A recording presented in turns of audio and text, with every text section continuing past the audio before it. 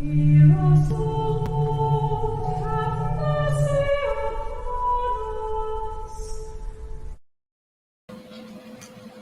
Meditations for every day in the year by Bishop Richard Challoner. Monday in the first week of Lent. On the ends and institution of Lent.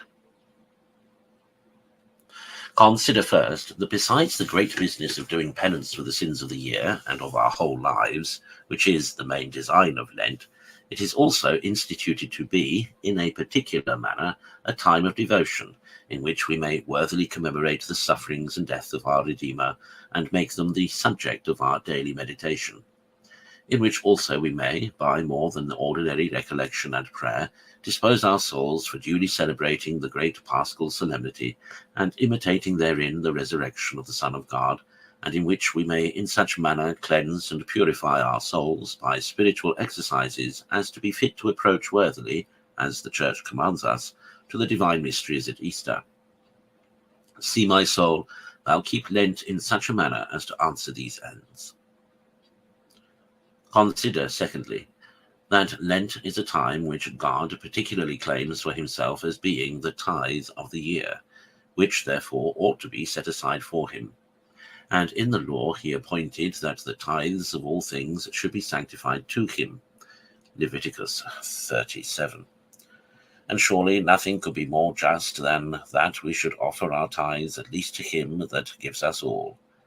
How justly then does he require of us the tithes of our years, by our dedicating these 40 days in a special manner to his service?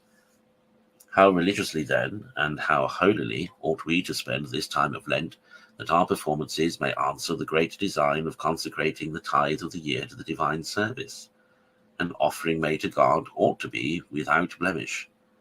Let our Lent offering be such. Consider thirdly, that the time of Lent ought to be for people that live in the world what a spiritual retreat is for regular communities, that is, a time in which, retiring as much as can be from the noise and distractions of the world, they may enter into themselves and take a serious view of the whole state of their interior. Now is the time for them to see and examine how the soul stands affected with relation to her God, to her neighbours, and to herself, how she acquits herself of all her duties, as well those incumbent on all Christians as those that are proper to her respective calling, or those relative to those under her charge. Now is the time to search diligently after such secret sins as are apt to lie lurking in the soul, disguised by some pretext of good, or wrapped up under the folds of self-love. In a word, now is the time to acquire a true knowledge of ourselves, in order to apply a proper remedy to all our evils, and to lay a solid foundation of a good life for the future.